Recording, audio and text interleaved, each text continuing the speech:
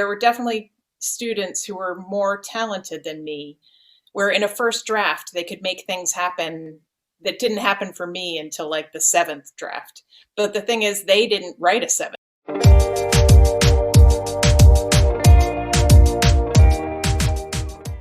Hi, and welcome to Write Off, a podcast about writing rejection and how people get through it.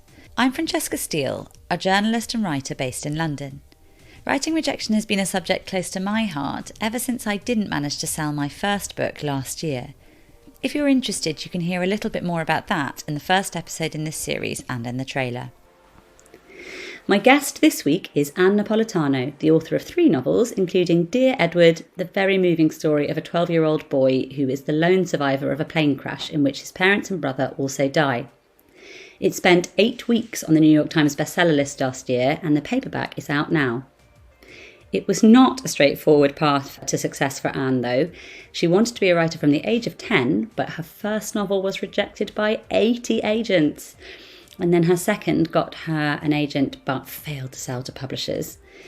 Anne was spectacularly honest about how depressing that was, and also really interesting on how raw talent isn't always the biggest part of the path to success as an author. So here's Anne. I mean, I was a voracious reader as a child, which I think is often a sign.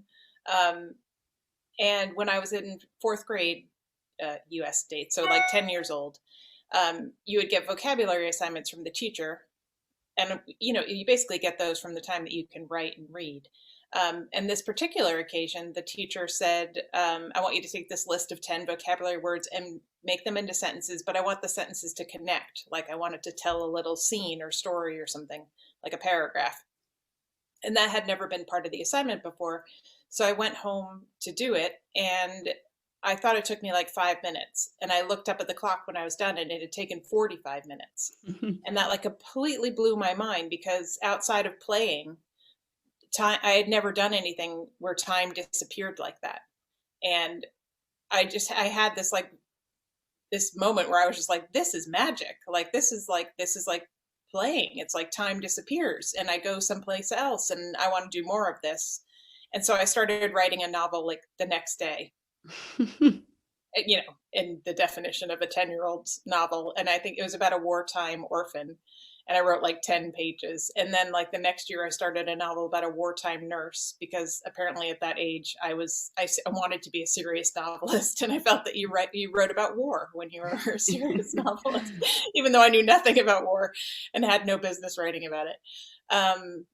So that really was the genesis. I was and am very shy. I mean, I was way worse then. So it wasn't like I walked around telling people that I wanted to be a writer, but that was where it started building inside of me. When I chose a university, I had like 2 criteria. And one was that it had a creative writing program or a teacher creative writing, which was not everywhere. I know it's even less in the UK, but not every college in America has that. So that was one criteria. And the other one was that I didn't want it to have fraternities, which are like party houses, basically, that a lot of the universities in the US have. And I knew, being a very shy person, that fraternities weren't like a good match for my skill set. And so I studied creative writing as well as English literature in college. And then actually, I thought I would go into publishing, though. I thought that I would continue. I was still so shy and I didn't think I was that good.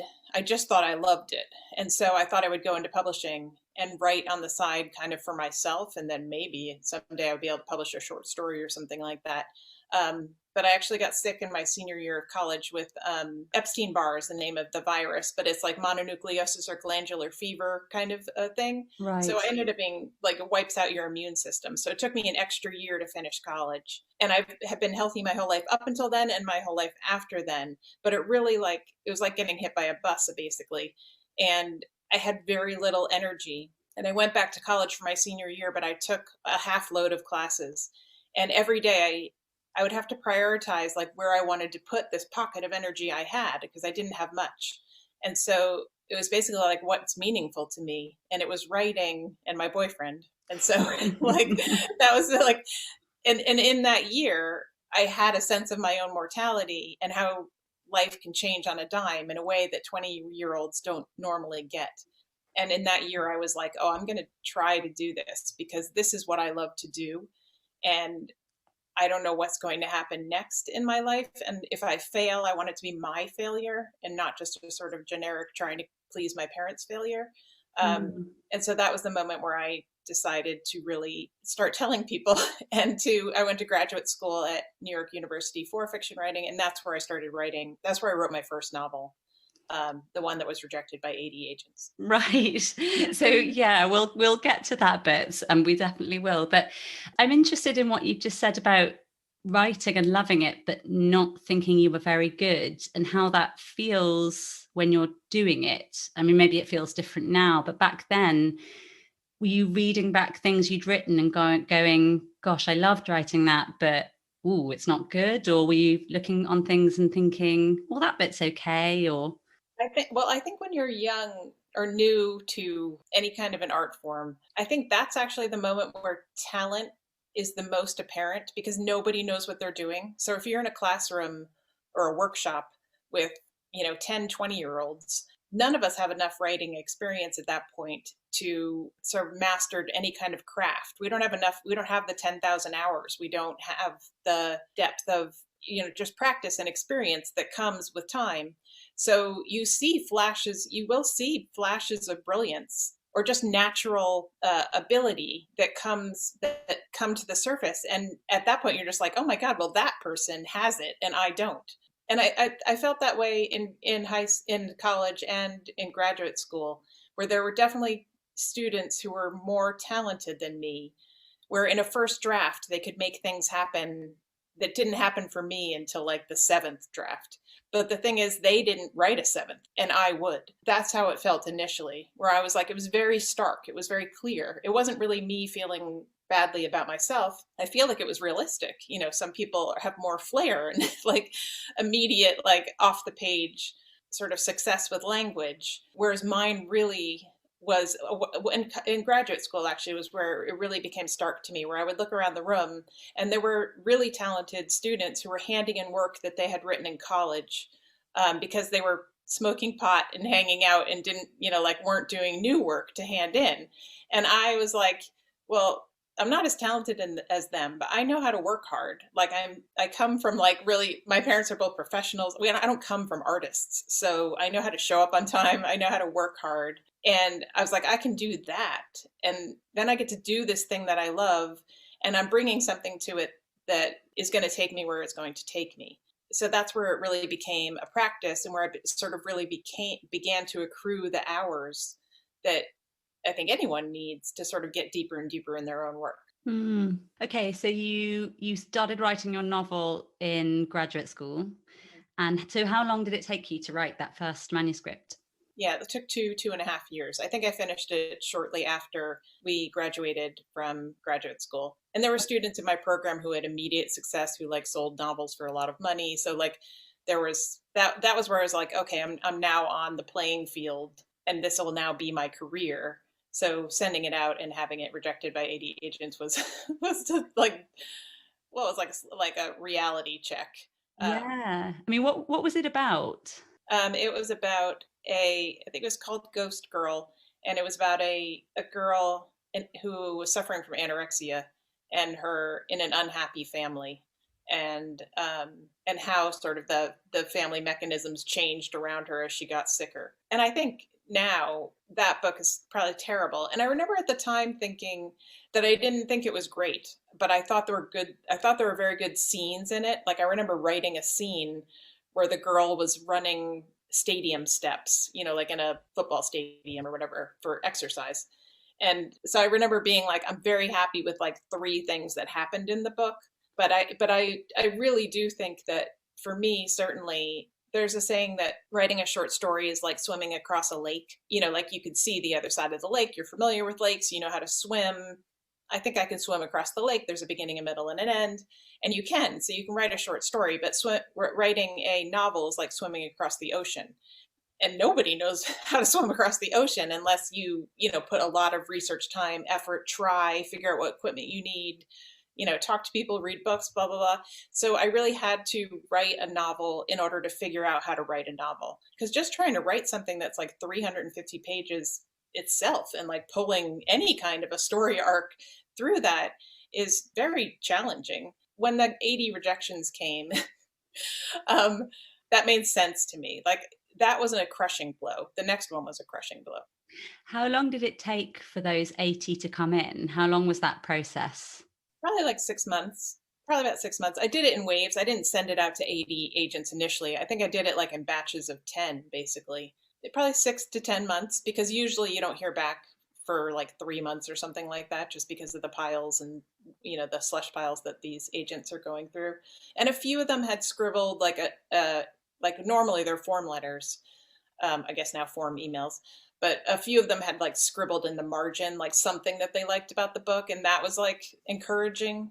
That several of them said that anorexia at the time was very like in the news, and so that they felt like that was like a mark against the book, kind of like it, like that wave had so like that was an introduction too, where like you could actually write about a subject that had passed its moment, even though I wasn't trying to respond to a moment or anything like that. Mm. So that was like a relevant piece too, which wasn't something that I would, make a different decision about in the future. I still feel like you have to write the book that you need to write. I'm not someone who obviously who would be like writing about dragons because dragons are hot, like there's various choices that you can make as a writer. But that was like an interesting data point to get back as well, that was, some of them liked the book, but felt that Yeah. made it not marketable. Were you at that point devastated? Because I mean, it sounds like you already knew on some level that that wasn't the one, maybe. I was more like embarrassed, I think. Because that was probably that was the first time like that my parents, I mean, obviously they knew I went to graduate school for fiction writing, but that was the first time that I had sort of publicly put my work out there, because I really wasn't a short story writer. So I published one short story during college, like in the university magazine, but other than that I had not been published at all. So, and I kept telling, I was like, I'm a novelist, I'm not a, whatever. So this was the first time that I had a novel, and I sent it Yeah. out, and then it was just, sort of colossally unsuccessful. So it was more like, it was more embarrassment than anything else, but I wasn't really completely knocked over, because I also was like, I don't think it was great, so like, let me try again.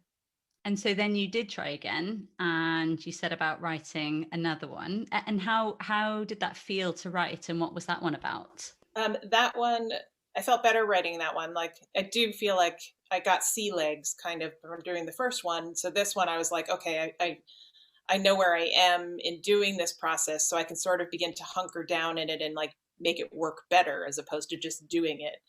I do think that often like the goal, if you want to be a writer from when you're a child, is, or a young person, it's like, I just want to publish a book. And then obviously I hadn't reached that stage yet, but then you get to the point where you're like, I want to publish a good book, like, but you can't really have both those aspirations to begin with, because like just publishing is so, such a mountain to climb.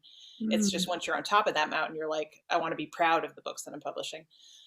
So the second one was the first time that I felt like I was improving inside of the form. And this one was about a girl whose stepsister has disappeared, and they don't know what happened. And she goes out on the road with her mother, who she has a difficult relationship with, to try and find this girl. And this book, I think, was better. Like, I think it was good. Yeah, and this book, it took like 2.5 years probably to write as well. Mm. I was working as a personal assistant, full time while I did it. And then I sent it out, and I had 3 agents that wanted to represent me. So I was feeling very pleased. So I met with all 3 of them and chose the one that I felt like, was the best representative for me and the best agent. And then she sent it out, and it didn't sell. There was one editor, I think, that wanted to buy it, and then her boss went on maternity leave, so she couldn't get the final like go ahead to bid on it. That just must have been.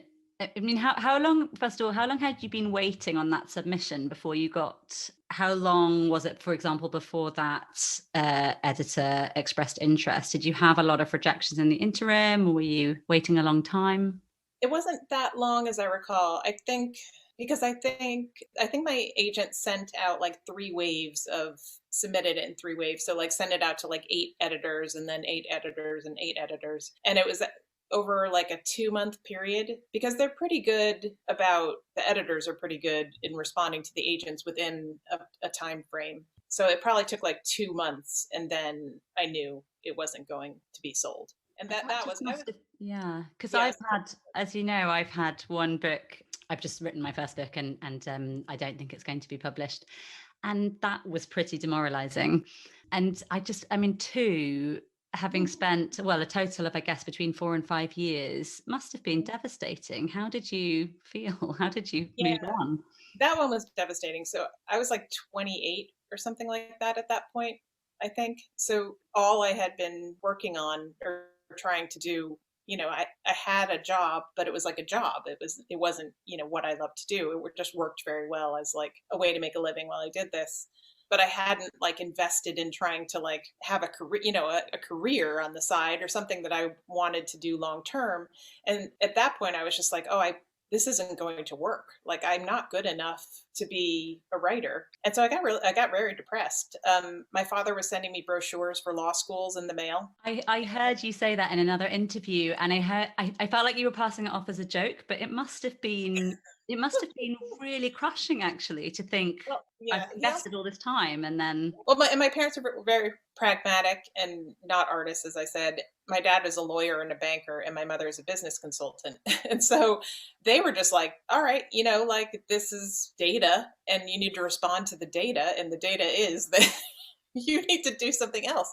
So my father also paid for me to take some very expensive like career, like where a test that you take to figure out what career you should have, so that at the end they can be like, you're perfectly suited for X. Because he was like, you're a blank slate at this point. Like, what are you going to do? You're 28 or whatever. Like, there's time to go to law school. There's time to go to med school, whatever real life thing you're going to do.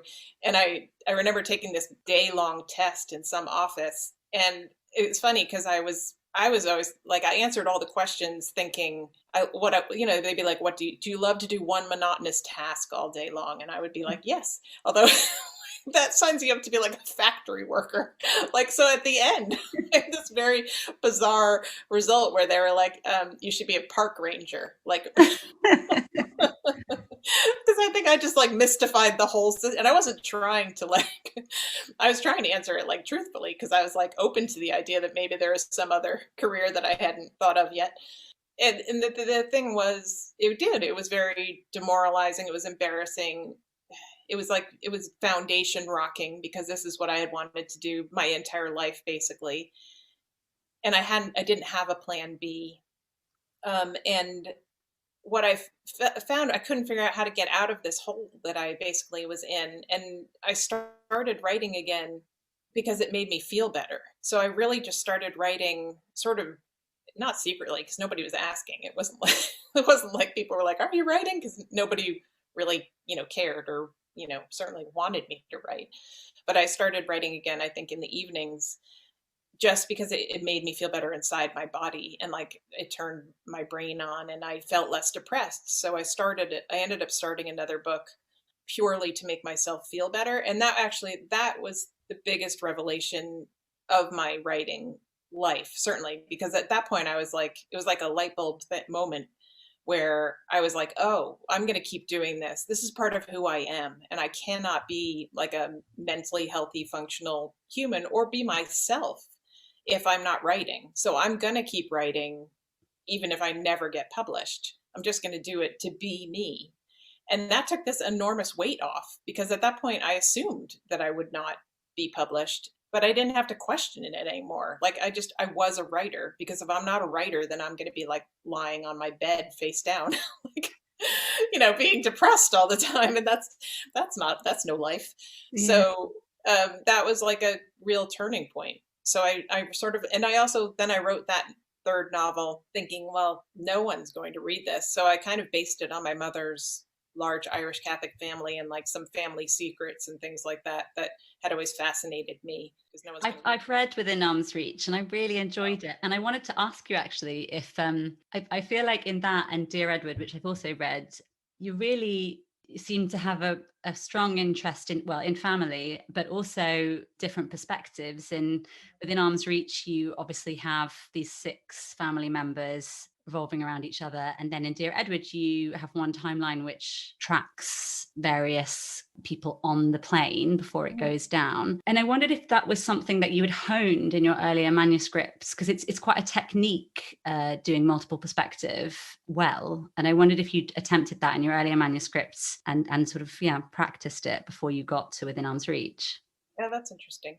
I didn't in the first one, and the second one had two points of view, the mother and the daughter.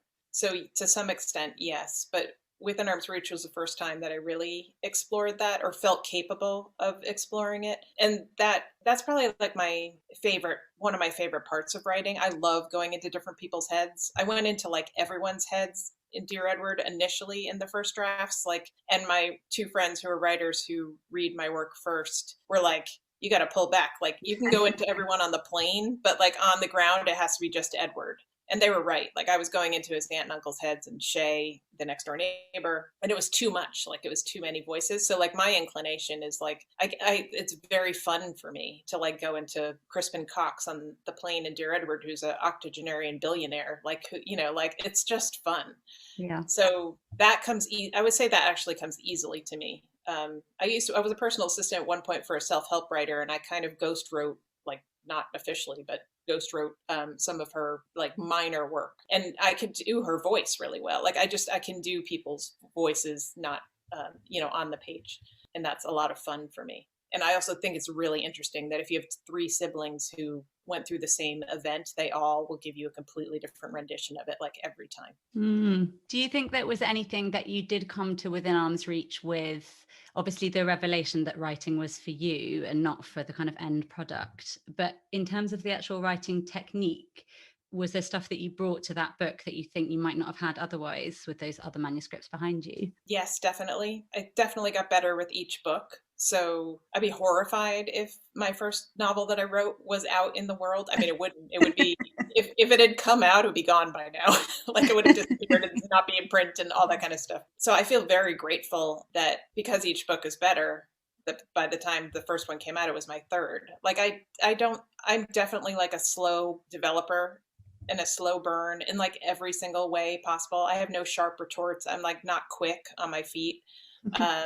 But if you leave me alone to rewrite something for like 8 hours a day for years, I can do a good job, because I like to go deeper and deeper and deeper. And with each book, I've been able to go deeper and deeper and deeper because of the repetition and the hours and the practice of it. So it's not like I guess the multiple points of view is a good example where I wouldn't have felt competent enough to do that in the earlier books. And I also was able, because I knew how to write it really was having written two, by the time I went to the third, I didn't have to think so much about like, I'm one act in and what has to, where do the stakes need to be now to get to where you'd have to be at like 50%-ish of a book. Like, that had become more naturally, appeared for me, so I could focus on other elements of it. But I think that's true every time. But I also know there are like people who come out of the gates at 23 and write a brilliant novel. But I know that I'm just like slow and deep as opposed to quick and amazing. Yeah. So how old were you when you finally got published? And also, what was the process of submitting Within Arm's Reach? Because you'd had this revelation that writing was for you, but you must still have hoped desperately that this one would actually get published when it went in. Yeah, I did, for sure. This one was strange too, because I mean, of course I was hopeful, but I also was like, who knows? But I mean, my agent was like the last one. She was like, and she passed away, so she's no longer my agent, but she was older and had a long career in publishing. She had run a publishing house and then become an agent, and she was in her 60s. And she was like, the last one should have sold, like it was good. And so I trusted her. Like, I knew she knew what she was talking about. And she was an agent for like Khaled Hosseini, who wrote The Kite Runner, and she had a number of prominent authors that she was the agent for. So I was like, I'm not entirely running on my own, narcissism or whatever. Like, she was like, that one should have gone, the weird things happen. It's very rare. I don't, she hadn't had a lot of experiences like that. And she was like, this one's good. I think it's going to sell. So I was like, okay, so that gave me some confidence. But that one was, and she also, it was interesting. She was very old school. And for her, I was very young when I signed with her, so to speak. And so she wouldn't tell me anything. Like she was very secretive. And that was her process. She had a belief system that like, I think like the less the author knew about what was going on for selling their book, the better. Cause like she must have had experiences where authors just drove her insane. So a lot of it was like behind a curtain, which I didn't like, and I think would have become an issue later in my career. But I think she would have been responsive to that too. But I was so young to her that she was just like, kiddo, you don't know anything and you're not going to be helpful to this process or whatever. So she sent it out in the US, obviously, and nobody took it. And for some reason she worked obviously with a UK agent as well. And he felt like he would have success in the UK. So I think this is slightly unusual. So he sent it out kind of concurrently in the UK. And it had a lot more interest in the UK. And so it got bought first in the UK by Lenny Goodings, who ran Virago. I'm always forgetting. She's a great publisher in the UK. And so it sold in the UK before it sold in the US, which was very strange. But then the sale in the UK meant, I think she sent it out in January. It sold in February in the UK, like early February in the UK. And then by the end of February, it had sold in the US too, because the fact that it had been bought in the UK sort of made the editors in the US pay more attention. And so it got bought by Crown Publishing in the US. So the order of it was kind of strange. And the fact that it had been rejected a lot in the US first, I was kind of like, oh, we're on this again. It's just not going to Oh sell. gosh. So what did you do when it sold? Did you have a massive celebration? Did it feel like something had changed? Like you could say, this is now my profession, or was it more Yeah, oblique than that? it was very exciting. Like it was very validating. I think I probably, which is totally common, I think I felt like, oh, my life is going to change massively. Like I'm a writer now. And your life doesn't change massively normally when you sell a book. But like my parents were thrilled. They had a book party for me, like when it sold, with all their friends to be like, finally Anne sold the book. I think I was 31 at that point. And so like they'd lost hope. And this was very validating, for them. And that was really nice, like to not have everyone looking at me just being like, what is she doing? So yeah, that did change things in that way. Yeah, it was very gratifying. Do you think that then changed the way you wrote the next book, an expectation that it would sell? Mm. Well, yes. Yes, I guess so. I don't know. In my experience, every book is completely different from the other one, like the experience of writing it. Like I think so at that point, Within Arm's Reach took 3 years. The two books before that took 2 to 3 years. And I made enough money from the sale of Within Arm's Reach that I was like, oh, I can support myself like frugally for like 2 to 3 years on this money. I was single. I didn't have children at the time, and I was working as a personal assistant. And I met my husband through that job, and we were getting married, and so I quit my personal assistant job on really great terms and all that kind of stuff. I had been with them for 8 years, and and then that book took 7 years to write.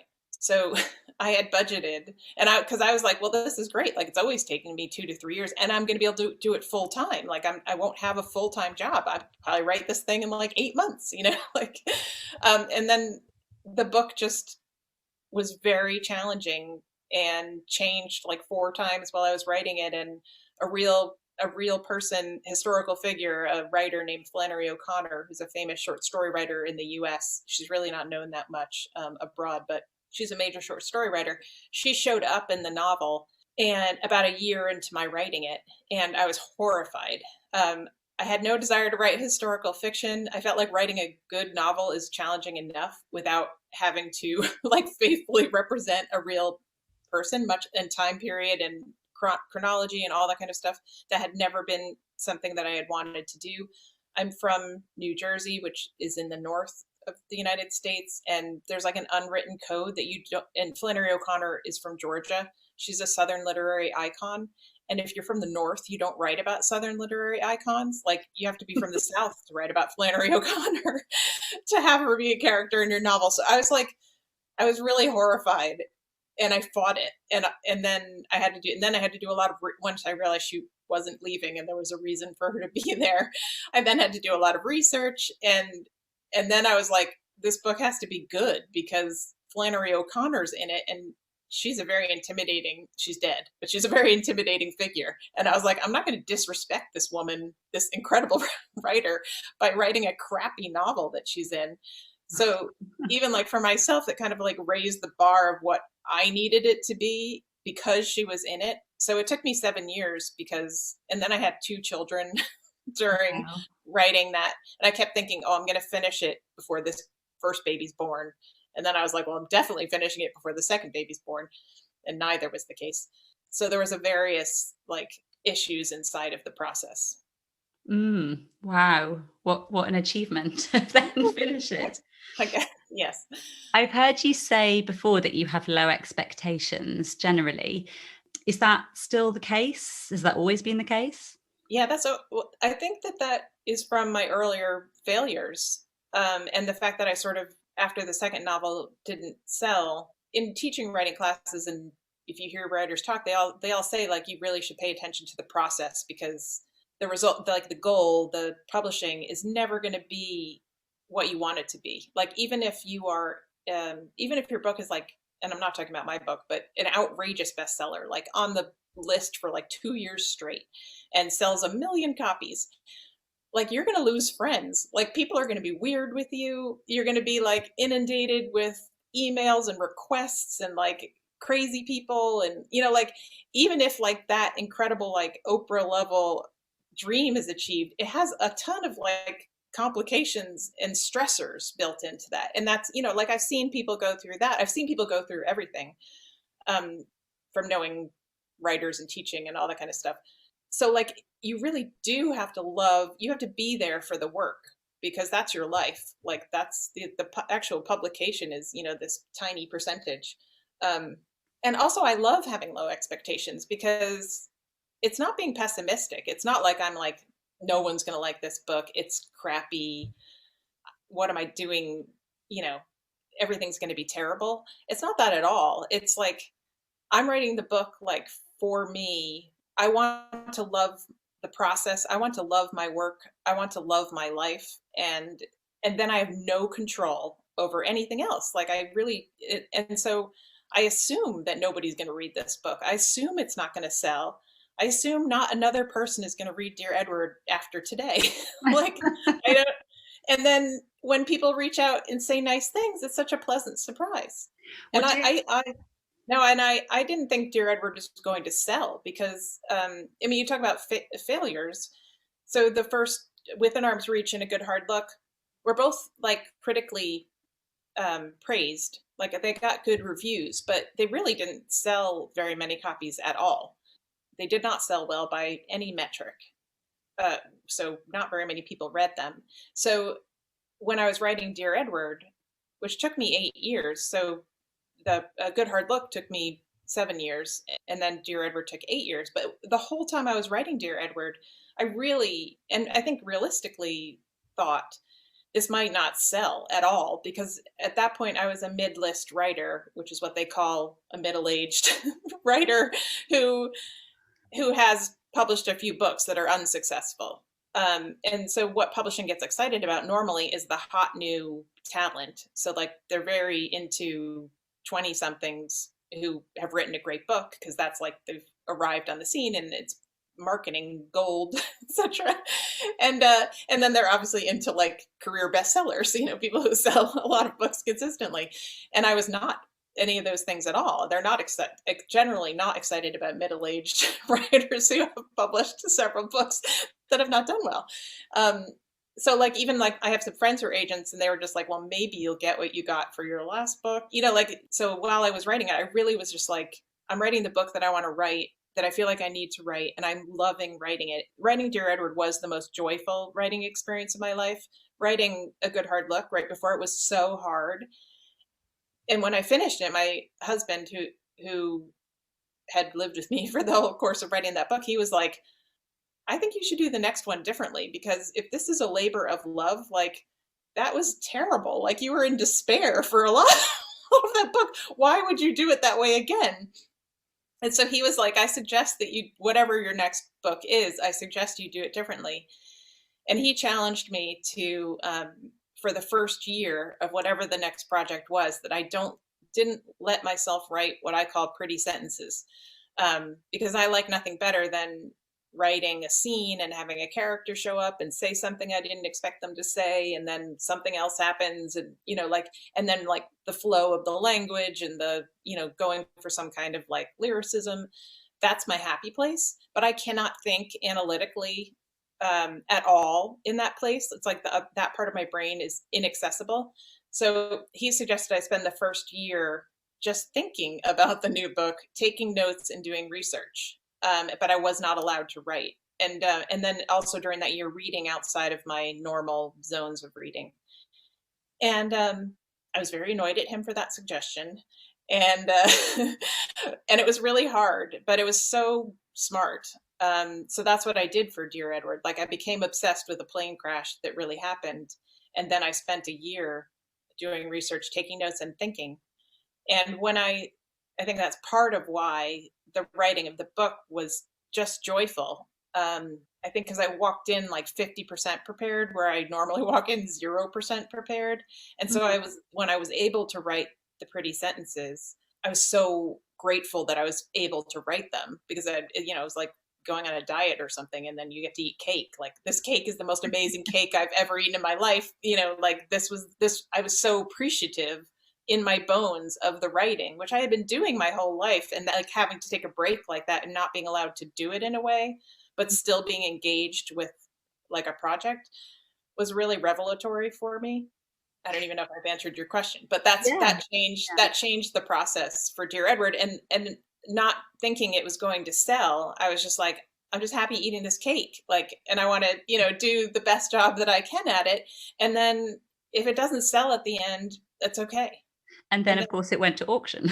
And then and then it had a bidding war, and I was like, this is crazy. And then at that point, then that just felt really interesting to me, where I was like, oh, I get to play the role of a writer who everybody wants to publish. Like, I never thought I would play this role. And it's so interesting to be like going and meeting all these editors and having them try to get me and things like that. Like, people were sending like duffel bags filled with letters and stuffed animals and things to me, to editors, where it was so interesting and so gratifying. So, but when that happened, I was just like, I was able to really appreciate it all, because I had expected nothing. Yeah. Wow. I wanted to ask you about your earlier manuscript, because they must seem very far behind you now in a way, but I wonder whether you ever think about them, of the ones that didn't make it, and of the characters and the stories in them, because you lived with them for such a long time. I spoke to one author for this podcast who had actually put some characters from a novel that didn't make it into another novel that did, because it's difficult to put characters in a drawer and say goodbye to them. Yeah. Well, I have sort of mixed feelings or thoughts about it. The first book, excuse me, I just thought was so terrible. I think it's so terrible that, like, I really just think of it as an exercise that I did, and I'm so grateful that no one read it. And I'm grateful to it because I needed to write it to get to the next book. So no, I really think of it as like, graduate school. Like, that writing that book was graduate school, as opposed to anything that I would pull into the future in any way. The second book I read once I sold Within Arm's Reach, and I was like, what am I going to do next? I was like, oh, maybe I'll reread that novel that didn't sell, and maybe I can rework it somehow and in like 6 months and sell another book. Like, that would be awesome. And I've already done the work, and people liked it and whatnot. And so I read it, and it was a really interesting experience, because it had been like 3 or 4 years, I guess, or something like that, since I had read it before.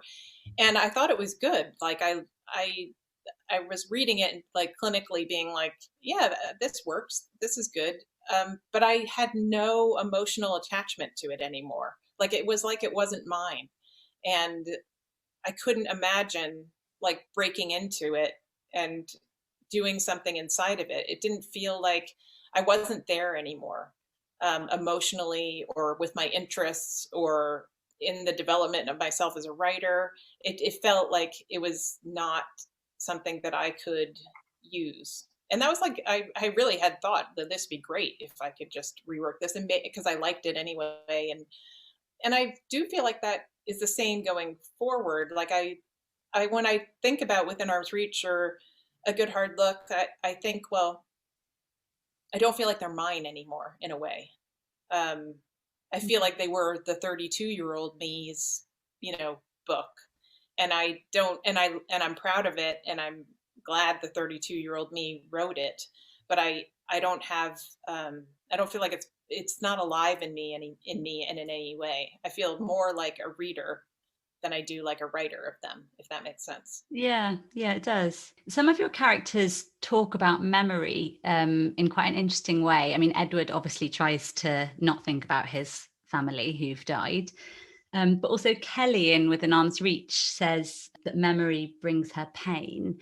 And I wondered if the memory of your own rejections and setbacks in publishing are something that you think about, whether they remain painful or whether you can whether they serve you in some way still. That's interesting. I wrote an essay that was in the New York Times shortly after Dear Edward came out, and it was about this practice that I have that I think relates to your question, where I read a novel when I was 14 by L.M. Montgomery. She wrote Anne of Green Gables, which is a very famous series, but she also read another series called Emily of New Moon. And I read everything, and I was really into her books when I was 14, and I was reading Emily of New Moon. And in Emily of New Moon, Emily, who was also 14, wrote a letter to herself 10 years later. So, like, she said, this is, dear me at 24, this is who I am at 14. This is who I hope I am when I'm 24, da da da. And I was like, oh, what a great idea. And so I've been doing that ever since I was 14. So I wrote a letter to myself at 24, 34, 44, and now I'm waiting to open. I've written one to myself at 54. That will be the next one that I open. And so I wrote this essay in the New York Times that people can look up online if they want, and about this practice, and how the one that I wrote when I was like 24, I feel so badly for that girl, because I had these very specific aspirations for like publishing the book that I was working on right then, marrying this boy that I was dating, like controlling my life in a way, which is of course what we do. We have hopes and dreams and goals and like plans. And none of those things happened. So there was this like interesting 10-year letter period where, like, by the time I wrote the 34-year-old letter, I look back on that girl and was just like, that was a lot of pain. I went through a lot of pain because I had these very strong aspirations for myself and very high standards. And I put a lot of weight in it. And I felt like if I was going to be a serious person and a serious writer, like, these goals needed to be met or I would have failed. And by those accounts, I failed repeatedly in my 20s. And now, inevitably, I'm grateful for those failures.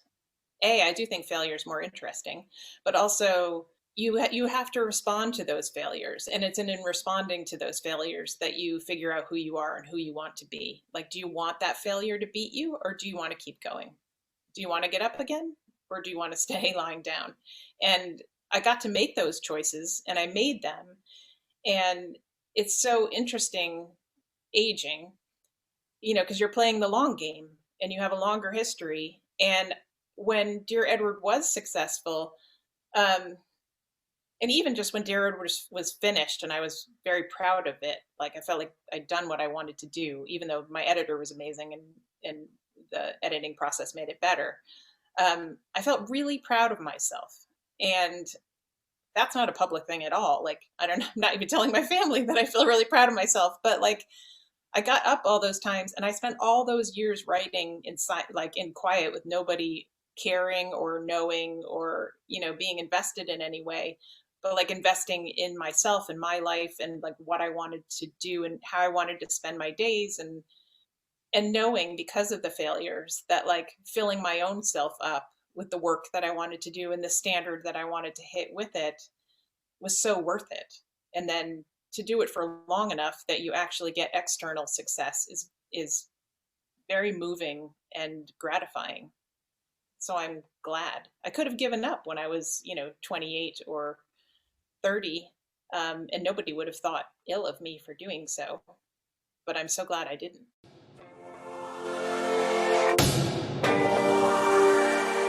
Thank you so much for listening to Write Off. I hope you've enjoyed it.